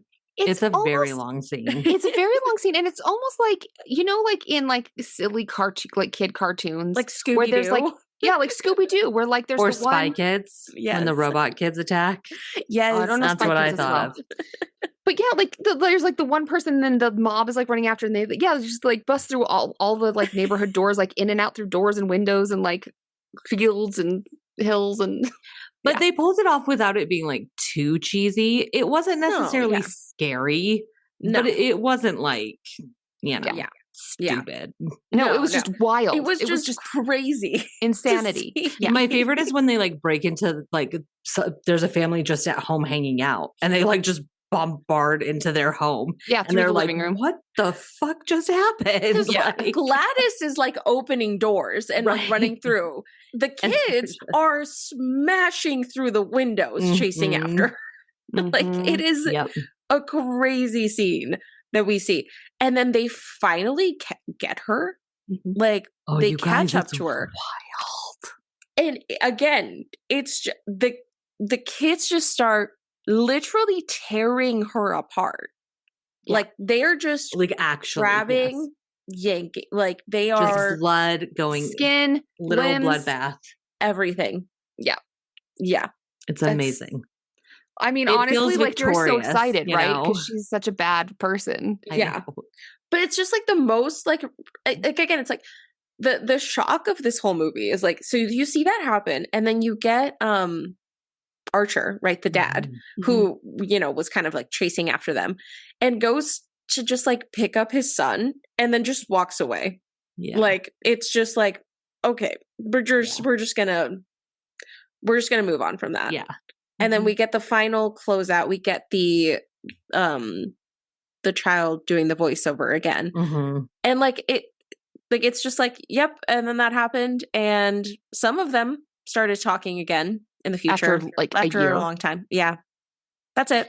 Yeah. I think like the ones like the parents, because they had been more like maybe longer, they were gone. We learned like the parents never really recovered. Like the way he explained it, like they're, you know how like he's like, you know how I used to like feed them soup and take care of them. They're now at a place where other adults are feeding them soup and taking care of them. Yeah. No, it is. Yes, it's crazy. So sad. No, and I was telling Laura, I was like, I always think this, like when a horror movie where something crazy happens, I'm like, can you just imagine like if this was actually true, like what as a town, as a world, like how you just move on from that? Yeah. Like so wild. Yeah. But it's also, I feel like kind of what you were saying, Yvette, where your take is that it's really representative of school shootings and things like that. As sad as the ending was, that like some kids kind of got back to normal, but really most people were just affected for the rest of their lives, like traumatized for the rest of their lives and impacted.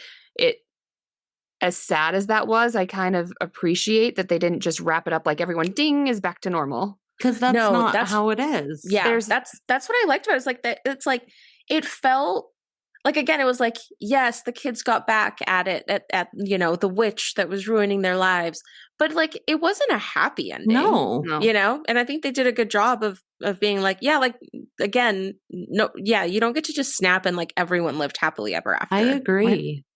Right. You know, I agree. Yeah. No, I actually I love the way that it ended. You know. Yeah. What I don't know what I was expecting. Oh, it was not this. This truly was a movie like no other movie I've ever seen. No, I know. And I will, when I came out of the movie too, it was just like, what did I just experience? I know. Yes. I feel like it's when you think about for a long time after. Yeah.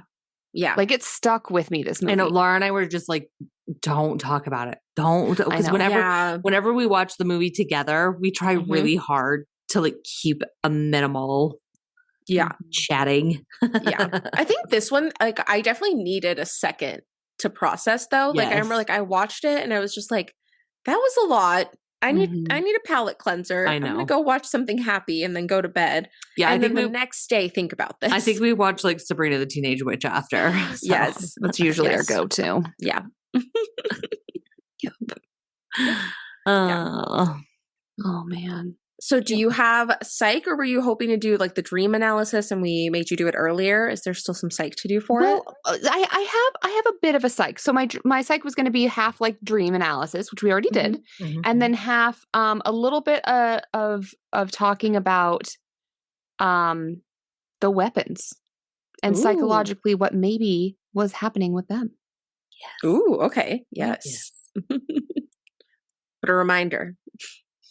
Just remember, she's not a real doctor, but it's okay because these are not real children. So we're not actually psychologically analyzing them. Analyzing. I like analyzing. Analyzing. Analyzing. Analyzing. Analoging. Am I drunk still? I don't know. You might still be drunk, girl. I don't want to talk about it. Oh man. So Oh my I mean, God. of course, like we'll just put off right off the bat. The whole town has got PTSD. Oh, they're going to be working through that one for a minute.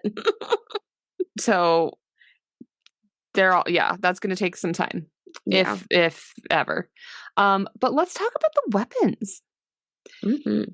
So I feel like in order to talk about the weapons, the biggest psychological thing that's happening with them is a change or lack of consciousness, which I don't know that we've talked much about consciousness on the podcast yet. Maybe. I don't really think so. a lot. If we Okay, have. so this is kind of like psychological, but kind of a philosophical question that people have been asking for, all of human history. Like, what does it mean to be conscious? Like, I remember thinking about that when I was a lot younger and trying to like just explain because how do you know what living thing is conscious or not? Like humans, we say are conscious. I would think a lot of people would argue many animals are conscious. Would you say, okay, plants are alive? Are they conscious? Are bugs, like those little like fruit flies, are they conscious? Like, what does it mean to be conscious? That's a good question. I can't answer that. So I will answer it. I hope you're not asking me. I hope you're not literally asking. Well, I was going to see if you had like, I'm not going to analyze that for you. Like I was going to see if you had your own definition, but I think Brianna's too hungover for that. So let's you guys, I'm barely here today. I don't know where I am. Okay. Sorry. So consciousness, kind of an accepted definition of it is basically like your awareness of your existence. So it involves a few things. So one is about like being aware of yourself. Like you're aware that you are a person, you're aware of your like environment, your place in space, your own thoughts, your body, like, yeah, you can think about it. And so like at a basic level, that's what consciousness is. But then if you kind of get a little bit more into it, some people would also say consciousness is more than that. It could also include like this volition or like your will or sense of agency. So like your ability to choose things for yourself. So like in order to be conscious, like maybe it could be a very simple thing, but you've got like, an apple or an orange in front of you. And like to be a conscious person would think, oh, I like apples better. So they would choose the apple or something like that. It's like your ability to be like independently making choices for yourself. Okay. It also can have to do with like your perception. So you are able to perceive like what is happening. Like you're able to take sensory input. Like you can smell things. So then you interpret, okay, I know cookies are being baked because that's what I smell. Or you feel something and it's like, oh, that's hot. So I know like I'm getting the sensory input of hot. So I know that that's a dangerous thing. So like you take outside world and you interpret it. So that is required to be conscious. And it involves like you make thoughts. It also involves like creating memories. And using your emotions to interpret what's happening. And then some people say like even more so being conscious involves like being able to take a narrative and kind of like make a narrative story of your life. So like, you know who you are now, you know what dreams you have for the future. You also can think about your past. So you have this like narrative view of your life. Okay. So like some of this is a little bit like theoretical, right? Yeah. Or like opinions. But that's kind of a general understanding of like human consciousness. Okay. Yeah. So when you take all of that in, I would say the weapons they're basically just not conscious. No. Yeah. I would say they're not. Right. So like at this point, are they human? Just think about that. Think about that for a little bit. So that's what makes this scary, I think, is because when you remove consciousness from a human, at that point, I guess it's kind of like, are they going to get it back or not? I was going to say, yeah, I think that's part of it, right? Like, because like, well, how long is that going to last? Really, we all go unconscious. probably usually every day when we sleep. I did last night for several hours. So Exactly. Brianna was unconscious and moving around. Mm-hmm. And I was a bit of with a weapon myself last night. Brianna was a weapon last night. So the weapons were not conscious. So it really that's what makes it scary, is that this witch was able to kind of like take what makes them themselves and what makes them humans and kind of just make them these shells. Yeah, I mean, it was more like hypnosis. That's like, kind of what it's related to. It's kind of related to some psychological concepts like hypnosis or like what was the other one I was thinking of? Oh, just like being suggestible. Like if someone like when you're under hypnosis, being able to tell you what to do. Like, have you guys ever been to like hypnotist?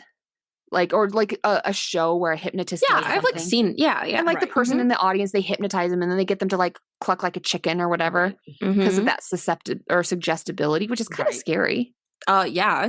I've always been so skeptical of it that I've wanted to do it because I'm like, I don't believe it. Yeah. I know. And the fact that it's never happened to me like makes me believe it even less. And I think even if it's somebody I know or respect, I'm like, nah, you're playing.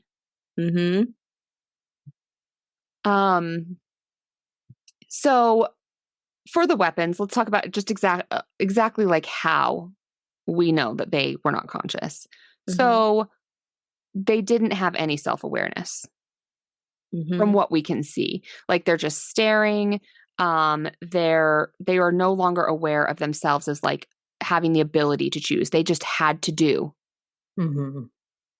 Like they had no free will anymore. They just had to do what she said. Yeah. And then instead of them being able to kind of interpret the world and like understand it and have responses, they were basically just like machines. Yeah. Like they were just very mechanical movements. They they just had to be kept running, but like they had no understanding of anything. Yeah. I mean, like the parents literally just sat there. Yeah. All they did was sit down. And then you wonder if when they're in this state, are they aware they're in this state? Or is there a conscious version of them trapped in their brain thinking like, I want to get out, but they're like stuck? Are they paralyzed or are they unconscious? Yeah. Which is it? I hope for them they were unconscious. Yeah, hopefully. Hopefully just no memory. I know, right? And then it's almost kind of like their emotions and their critical thinking was replaced with the compulsion to just like do what the witch ordered them to do. Oh, yeah, for sure. Now, if I had to give them a diagnosis, I'm busting out the old DSM-5 again. Yes, I feel like you've had to whip it out recently. Yes. I think we've gotten more of the DSM-5. We've had it a little bit more back to our olden days. Yes. So while I think that really they were under a witch's spell, it's most closely, I would say, it falls under the category of dissociative disorder. Because I really think they're all at this heightened sense of dissociation, which if you're having dissociation, people have that all the time. It's actually very common. It's a certain level of detachment from reality. And it can be something where you're just like kind of zoning out, like you're not paying attention to what's going on. And you're like, oh, shoot, I didn't even see that last, scene in the movie because I was just like thinking about something else. Right. It can be something as simple as that. Or it can be where like you just don't think reality is real. Like you just are you're not present or part of your life. And that's when it can get to like a dangerous level where it can like cause some problems for you. But within those disorders, here's what I think the weapons had. I believe they were all in a dissociative trance. Okay, I'm going to read from the DSM, and it's like basically them. So it's characterized by an acute narrowing or complete loss of awareness of your immediate surroundings. It manifests as profound unresponsiveness or insensitivity to environmental stimuli. And the unresponsiveness may be accompanied by minor stereotyped behaviors. So this is like repetitive, meaningless movements, of which the individual is unaware or cannot control. As well as transient paralysis or loss of consciousness. I think if I had to pick one, they were all in a dissociative trance that was controlled and brought on by the witch. Yeah. Right. Yeah. So a short little psych today. But there's but I like that actually. I'm surprised you could find something that fits them. Honestly, because I think that really makes you think about it. Because I also was thinking, like, when they were, especially the parents, I was like, are they in there right now? Yeah. Like, when they're just sitting there, and can they hear their son, like, being like, Mom, what's wrong with you? Like, are they in there? Right. Yeah. Because if so, that's even sadder. It is even sadder. Yeah, I feel like we didn't really get info on that, right? I guess like, we just did have we get to, any like, signs of that? I don't know if we did. No. I mean, other than when they came out, there wasn't like, oh my God, like, you're here or whatever. The dad did a little bit because he was the weapon for the shortest amount of time. So I feel like he was unconscious for just a quick minute. So he was able to kind of return to his former brain. This was quick. Whereas everyone else was unconscious for so long. Like I'm thinking that maybe they didn't even know. I'm hoping they didn't know. Right. Yeah. Like I'm hoping those kids don't wake up and like remember themselves ripping off an old woman's arm. Yeah. Right. Because that'd be messed up. Or like just being in a basement, having one of their classmates feed them. Giving them soup. Yeah. What a crazy movie. I know. Like, no, that was one that I needed like a second to think about after watching. Because like it was just so much. Like, and honestly, there's so many layers to it that like I feel like we could probably talk about it for like hours longer.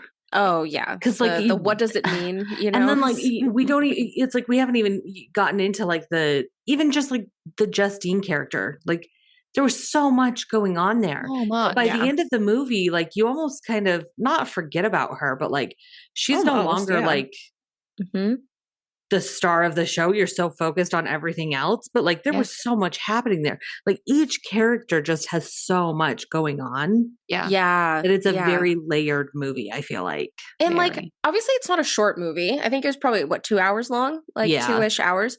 Like it's not a short movie, but after watching it, like I felt like I had just watched a series. Yeah. Like so much, like part of it was maybe like the character chapters. Yeah, the chapters. But like they fit so much into it. Like I could tell you so much about so many of the characters, and like that was only over the course of 2 hours. Like I don't really get how they were able to like squeeze in so much story and so much character and I will so say much character development. Yeah. At no point was I like, did I feel like time was dragging, or did I feel like it was kind of like I never felt like they were like timing things, because sometimes I feel like in horror movies like it'll be a slow start or they'll kind of drag a storyline on. Like I liked the timing of the pace of the movie.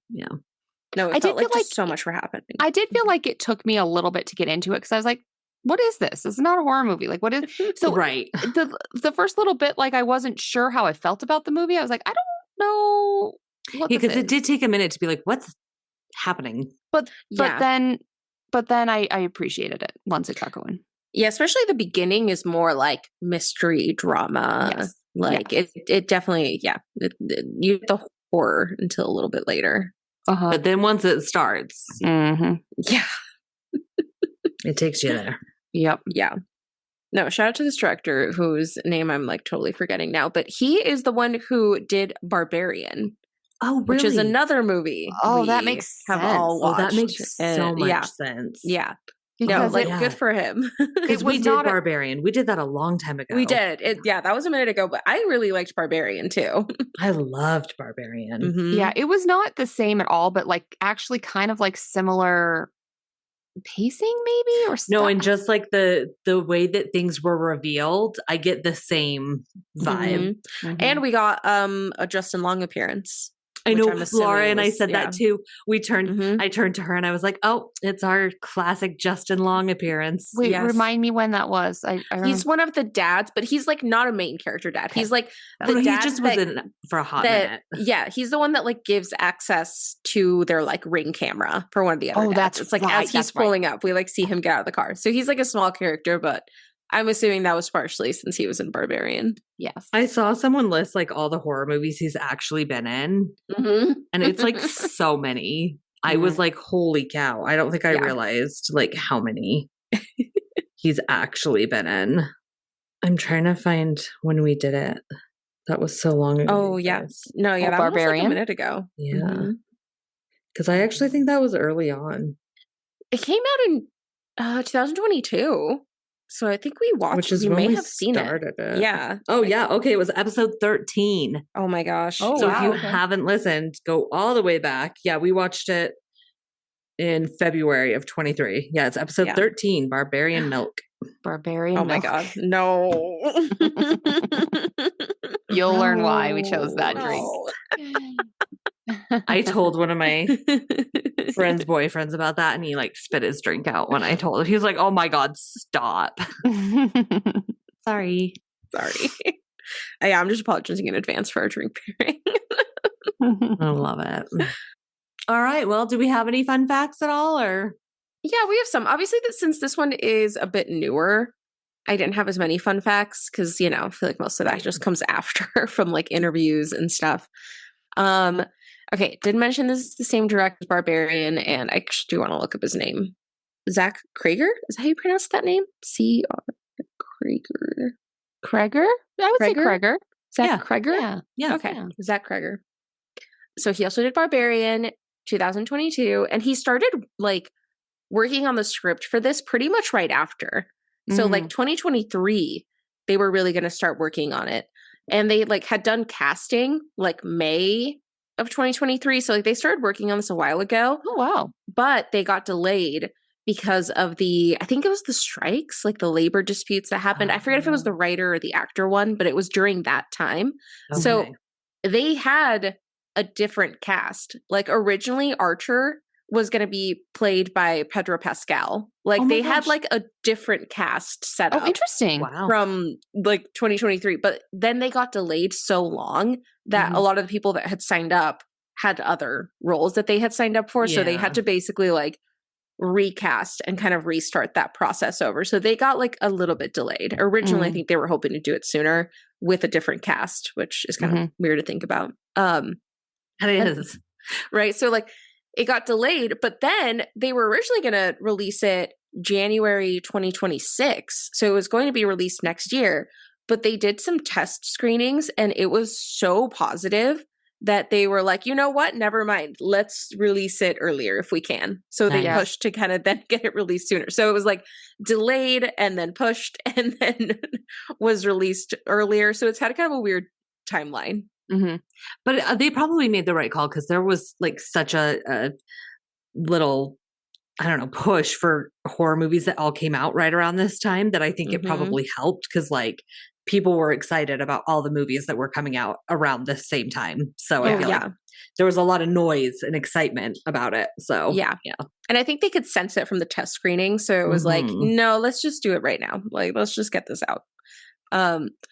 I do think Kreger has already talked about a sequel. It's not anything that would come out anytime soon because he's already working on a different movie. I think he's doing like the Resident Evil, not something I know anything about, but I think he's doing those movies. So like he's working on something else, but he has an idea for a sequel. So who knows? We might get more to a Weapons story. Okay.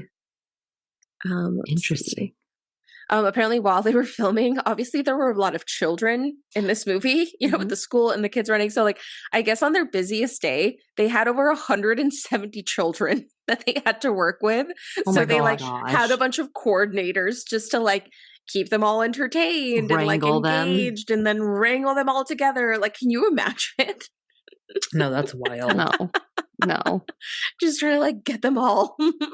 Because I think there's probably so much more like to do when there's children on set. Like there's probably more people and supervisors and, all of that. So it's probably just chaotic when there's that many kids. I can't imagine. Let's see. Oh, I don't remember seeing anything in the credits, but apparently somewhere in the credits, there is like a special thanks to David Fincher. And that's just because Zach Cregger thought like he got a lot of help from him. Like he said he was like extremely helpful throughout the process and just like giving him insights since like, again, this is only Zach Cregger's second movie. He did Barbarian in this one. Pretty good. He has a new director, yeah, which is insane. That like those are the movies he's made. Yeah, that's very impressive because this one was huge, I feel like. Right?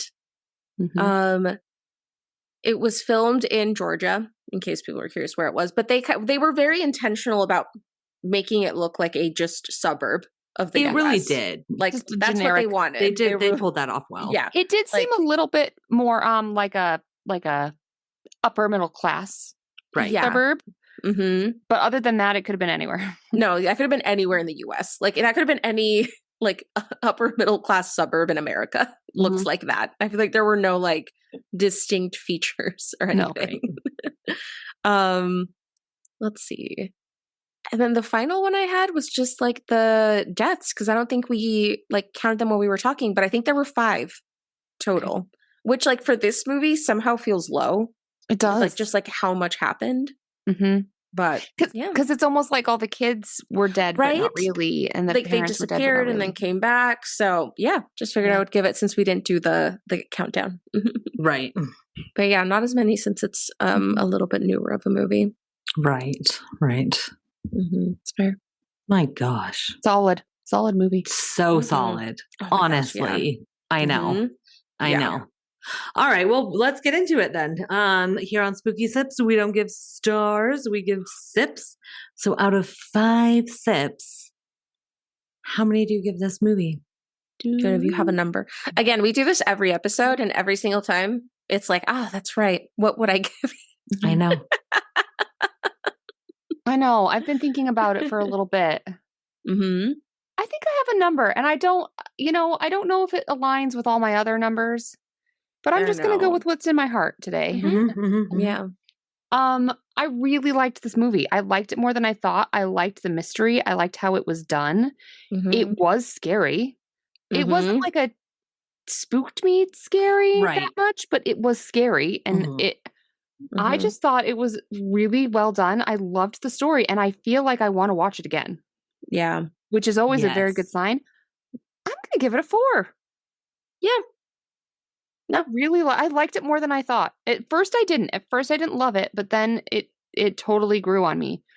Oh, that's interesting. You know what? I actually feel like I feel the exact same way, because like the first 20 minutes, I was kind of like, because I had just heard so much hype.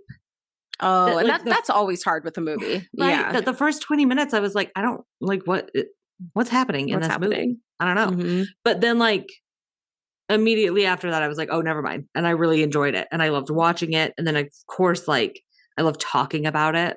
And now that we've talked through it, I want, and like some of the things, like even the dream analysis, like I want to go watch it again. Yeah. So I think I'm also a 4. And I 100% recommend seeing it. Absolutely. Oh, yeah, for sure. Yeah, I think I'm a 4. Honestly, we might like all agree, which I feel like never really happens. I know. Like, I feel like it doesn't happen much, but like, I think it's just like a very solid 4. And honestly, this is one of those movies where when I came out of the theater, like I watched it and, we did the little stand around, like, what did everyone think? And it was like right when I came out of it, I was like, that was an incredible movie that I'm going to be thinking about. But I don't even I can't describe why. Like, so it was like one of those movies where at the very beginning I came out and I just knew it was good. Yeah. It was like, yeah, that was incredible. I need to think about this. And then it took me till like the next day to think about the movie and like think through the scenes and think about like, this is definitely one of those movies that you can ask like, well, what does it mean? And you can go down a lot of different paths, but like a lot of really like important like topics were covered in it. Like, it's like you can interpret a few different ways and all of them are good. And the director has been very like, I'm not going to tell you what this movie means because that's That's what for the you to movie's figure for. out. That's for you to figure out. Right. Like Yeah. he has been very like, I'm not going to tell you what it means. You go figure it out. And you can apply so many different lenses to it, which I think makes it such a good movie. It was like at the very end, it was like, I just knew it was good. And like the feeling it gave me at the end was like something that I think not a lot of movies can do, which was like, this was not a happy ending. Right. This was a very different feeling that I got while watching this movie that to me Heavy. tells me he just nailed it. Yes. It's like a It very was heavy feeling. somber. Mm-hmm. Yeah. Yeah. No, I think- know. Yeah. And I genuinely feel like we could just sit here and talk about it probably for like 2 more hours. Oh my like, gosh. Oh, for sure. No, I know. easily. Like try to be like, okay, like this could represent this thing. No, and like this could be a because symbol we didn't for even that really thing. get Like, into that part of it. Like there's No. so much else there. yeah. Yeah. that- No, yeah. that there's so much going on. And like anyone who maybe like didn't like this movie, they're like, what do you mean it has bigger meaning? It's like, look, this movie is clearly not about a witch, you know? Right. Like Right. try to apply like a little bit more Yes. Mhm. and it can represent a lot of different things. I know. Sometimes I think, especially with like new release movies, like if Mhm. we're still doing spooky sips, Mhm. in a while, because it will be 2 years or 3.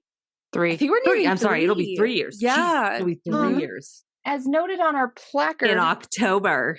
Yes. we were established in 2022. Yes. Yes. And it was Oh my in God, October, right. I think, that we got started. But yes, Oh my God. Oh, cute. I'll take a picture of it and put it online. So cute. But like, I think it would be interesting in like a while from now to do a rewatch and then talk Mhm. about it again. Mhm. Like, okay, Yeah. so 2 years ago we watched Weapons. We're going to rewatch it and we're going to Yeah. see how we feel about it 2 years later. Right. Yeah. Because I feel like with new movies, you could do that again and again. Yeah. Because like so many horror movies I love, I've watched like 10 times, Mhm. Yeah. Yeah. And so I never know when a new one comes out, like, will this be one of my classics? Yeah. Right. Mhm. Oh, so This will good. be an interesting one to revisit for sure. I know. Yeah. I know. Well, all right. Well, on that note, friends, if you're listening to this when it's coming out, tomorrow is October. Oh my gosh. Yeah. Oh my gosh. Which means you're in for a month full of spooky sips. Yes. Woo! Tis the season. So we will be releasing an episode every week. Mhm. And boy, do we have a lineup for you. Mhm. Yes. It's going to be so good. But we thought we would start it off with something classic because we realized when we went and did the horror thing in Vegas, we were Mhm. like, we haven't really done a lot of monster movies, Not a ton. Yeah. Or like when we had our dad Trace on and he was saying that he loved monster movies, we were like, you know what? We really haven't done like a lot of as the many. classics. Not as Mhm. many. So Not as many. we're starting off with a classic. We are doing The Creature from the Black Lagoon. So excited. And I actually don't remember what year it is. It's an oldie though, It's right? It's not like the 50s? 30 or 50s. Like No, I it's the 50s. 50 something. 50 I something. think it's 50. I wrote it down. It's 54. 54. 1954. Okay, so Yeah. Creature from the Black Lagoon, 1954. So if Mhm. you haven't seen it, get watching, get sipping, and we'll see you next week on Spooky Sips. Bye. Bye. Bye. Thank you for listening to Spooky Sips. If you enjoyed this episode, don't forget to rate, review, and subscribe wherever you're listening. To stay up to date on all the spooky things we're up to, follow us on Facebook and Instagram at spookysips_podcast. And if you want to help support the podcast, consider buying us a coffee or really a cocktail. We are completely independent, so every little bit goes a long way to keeping our podcast running and improving. Thanks again for listening, and we'll see you in 2 weeks.